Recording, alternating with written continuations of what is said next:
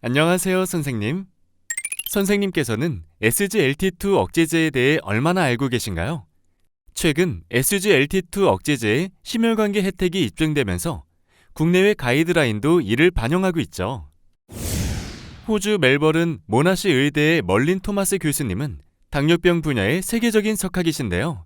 앞으로 저와 함께 멀린 교수님이 제2형 당뇨병 관리와 SGLT2 억제제의 역할에 대한 강의를 들어보겠습니다. 강의는 총 5번에 걸쳐 진행되며 먼저 오늘 들어볼 첫 번째 주제는 당뇨병의 치료 목표입니다. 멀린 교수님은 당뇨병 치료를 골프에 비유하셨네요. So to begin with, if you think of diabetes a bit like a game, although it isn't, but if you imagine it was a game, you would say diabetes is a bit like a game of golf, where the goal, if you like, is to make patients at the end of the game, have them alive, and in particular healthy, out of hospital, in the community, living healthy and active lives. And to take this analogy a little bit further, you might imagine that there are different ways to play the game, as there are different people. And so you need different, if you like, clubs in order to play this. For some patients, it's clear the short game is the kind of game you're playing. And by short, I mean 3 to 5 years duration. And so you're instituting therapies and interventions that you believe will have short-term benefits because that's the game that you're playing.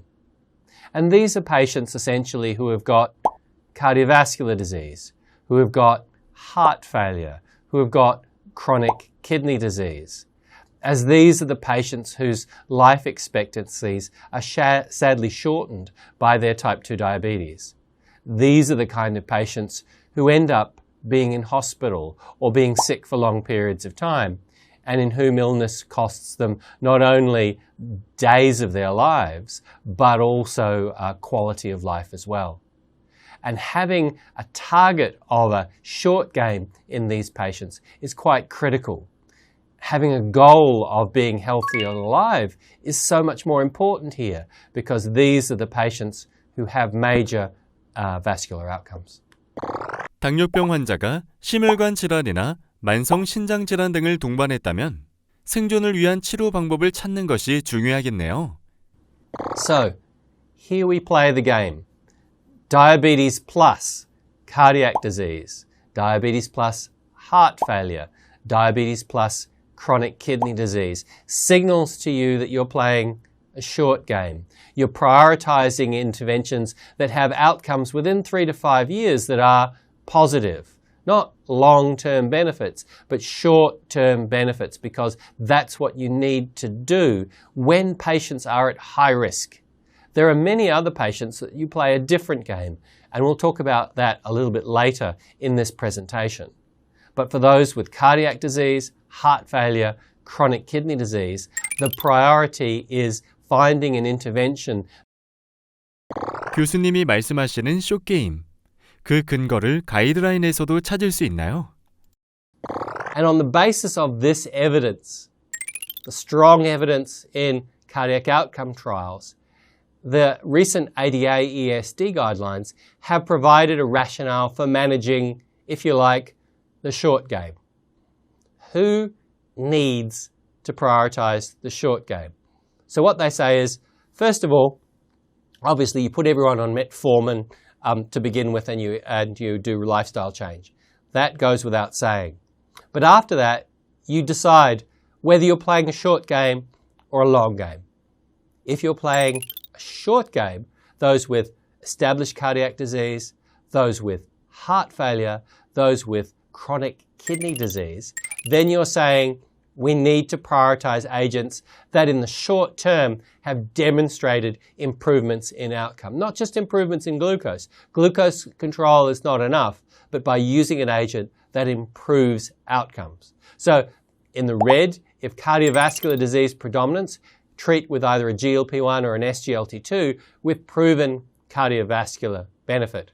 And that's absolutely clear, for example, with empagliflozin, where there's a 38% reduction in coronary death and a significant reduction in major acute coronary events. Equally, if you don't have cardiovascular disease, but you have or high risk for heart failure or chronic kidney disease, then they suggest prioritizing agents that protect against heart failure, that protect against chronic kidney disease, and preferably protect against both, because those are your risks, because you're playing a short game now. It's not glucose control that you're prioritizing. You're prioritizing keeping this patient healthy and alive so that the long-term effects of glucose control might come through. If they're dead, it's never going to benefit them at all.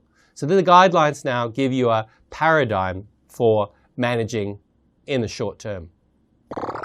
이번 시간에는 첫 번째 순서로 멀린 교수님이 이야기하는 당뇨병의 치료 목표에 대해 들어보았는데 어떠셨나요?